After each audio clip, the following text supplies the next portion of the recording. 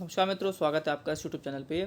लाभार्थियों से संपर्क कर आरक्षण पर भ्रम को करे दूर, मुख्यमंत्री योगी। कहा, विकास कार्यों की सतत करें निगरानी और तैयार कराएं नए प्रस्ताव। अब आप सभी को जानकारी है कि इस बार लोकसभा चुनाव में जो करारी जो शिकस्त मिली है, खासकर उत्तर प्रदेश में, उसमें कई सारे कारण हैं। पहला कारण तो आप सभी जानते हैं, वो है भर्तियों का अटकना लटकना, पेपर लीक जैसी चीज़ें और भर्तियों का ना आना। दूसरा जो सबसे बड़ा कारण रहा, जो माना जा रहा है बाकी जो विश्लेषण करते हैं उनके द्वारा, कि आरक्षण के मुद्दे पर भी सरकार बहुत ज़्यादा घिरी क्योंकि इनके कुछ ऐसे नेताओं का जो बयान आए जिसमें इन्होंने कहा कि हम संविधान बदल देंगे, तो उसको विपक्ष ने इस तरीके से प्रोजेक्ट किया कि भाई आरक्षण में छेड़छाड़ होने वाली है, जिसको लेकर वाकई में इस बार एक बड़ा बदलाव देखने के लिए मिला, जिसको अब सरकार चाह रही है कि लोगों के माइंडसेट को फिर से बदला जाए। पहले पूरी खबर पढ़ेंगे, फिर बात करेंगे। तो लोकसभा चुनाव के परिणाम को गोरखपुर मंडल के भाजपा के जनप्रतिनिधियों एवं कार्यकर्ताओं के साथ समीक्षा करते हुए मुख्यमंत्री योगी आदित्यनाथ ने दलित आरक्षण खत्म करने के विपक्ष के दावे पर का जिक्र किया। उन्होंने लाभार्थियों से संपर्क करने और भ्रम दूर करने की सलाह दी है, ताकि आगामी विधानसभा चुनाव में इसे लेकर कोई दिक्कत ना आए। उन्होंने कांग्रेस के वर्ष में 1 लाख रुपए देने के कथित झूठे आश्वासन का भी जिक्र किया और कहा कि विपक्ष के झूठे या का पर्दाफाश करने के लिए जनप्रतिनिधि भाजपा कार्यकर्ताओं के साथ जुट जाएं। कुछ जनप्रतिनिधियों ने मतदान प्रतिशत कम होने और बोगस वोट अधिक होने के भाजपा के पक्ष में मतदान कम होने का कारण बताया। इस पर योगी आदित्यनाथ ने कहा कि सभी जनप्रतिनिधियों और भाजपा पदाधिकारियों के पास मतदाता सूची उपलब्ध है। वो अभी से 2027 में होने वाले 27 में होने वाले विधानसभा चुनाव में मतदान प्रतिशत बढ़ाने की दिशा में कार्य करना शुरू कर दें। बोगस मतों की चिन्हित कर उन्हें सूची से बाहर कराएं और जिनका नाम मतदाता सूची में नहीं है उनका नाम सूची में शामिल कराने के लिए जुट जाएं। मुख्यमंत्री योगी आदित्यनाथ ने सभी जनप्रतिनिधियों का आह्वान किया कि वह विकास और जल कल्याण के कार्यों की सतत निगरानी करें। सभी अपने क्षेत्र में पात्रों को सरकार की कल्याणकारी योजनाओं का लाभ दिलवाने का भी काम करना है। विकास कार्यों को की जितनी भी संभावना है, जनप्रतिनिधि उस पर प्रस्ताव तैयार करवाएं।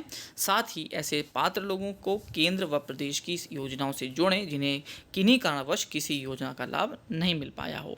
आमजन की संतुष्टि ही किसी जनप्रतिनिधि के काम का मानक है, इसलिए आमजन की विश्वास जीतने की कोई कोर कसर ना छोड़ें। तो अब की बार जो सरकार का जो एक बैक स्टेज देखने के लिए मिला, वो सिर्फ इस वजह से देखने के लिए मिला क्योंकि जो कि विश्लेषण करने वाले कहते हैं कि जिसमें भर्तियों की वजह से जो समस्या आई, दूसरा आरक्षण के मुद्दे पर सरकार को बहुत अच्छे से घेरा गया। बाकी हम यहाँ पर इस मुद्दे पर लेके ही नहीं बैठे हैं कि कौन जीता कौन हारा।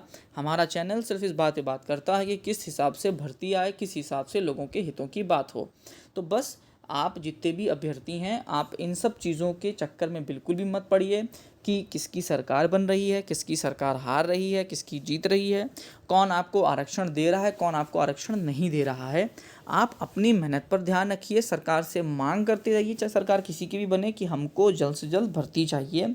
और रही बात आरक्षण की, तो आप एक बात मान के चलिए कि भारत देश जब तक है तब तक ये जो आरक्षण की व्यवस्था है, इसमें बदलाव नहीं किया जा सकता है, सरकार किसी की भी रहे।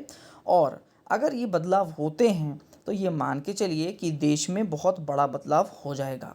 क्यों? क्योंकि हमारा देश एकमात्र ऐसा देश है जहाँ पर जातियाँ बहुत सारी हैं, वर्ग बहुत सारे हैं, जनरल, एससी, एसटीज़, ओबीसी, बहुत सारे वर्ग बटे हैं और उनमें भी कई सारे वर्ग बटे हुए हैं। तो अगर इसमें बदलाव किया जाएगा तो ज़रूर है किसी न किसी के साथ फिर अहित होगा, बढ़ाया जाएगा तो किसी के साथ अहित होगा, कम किया जाएगा तो किसी के साथ अहित होगा।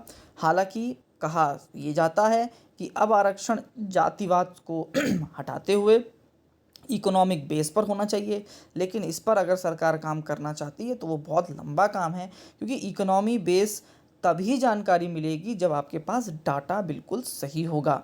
डाटा सही नहीं है तो सरकार कभी भी स्पॉट पे जगह पे नहीं पहुंच सकती, और पूरा डाटा कलेक्ट करना, सही तरीके से उस पर काम करना, ये बहुत लंबा समय लगेगा किसी भी सरकार के लिए। तो यह मान के चलिए कि इस तरह की जो बातें हैं उन पर आप विश्वास मत करिए, आप लोग पढ़ाई पर ध्यान दीजिए। सरकार किसी की भी बने, आप अपनी आरक्षण के आप अपने मुद्दों पर लड़िए, बात करिए और आपको नौकरी चाहिए। हमें किसी पार्टी से कोई मतलब नहीं है, हित अपना होना चाहिए, काम हम लोगों का निकलना चाहिए, नौकरी हमारे हाथ में होनी चाहिए, हमारे घर परिवार और हमारे जीवन में खुशियाँ होनी चाहिए। यही हर अभ्यर्थी का और इस चैनल का केवल एकमात्र मोटो है। लास्ट तक आपने वीडियो देखी उसके लिए बहुत बहुत धन्यवाद। अगर आपको बात पसंद आई हो तो कमेंट ज़रूर करिएगा। धन्यवाद।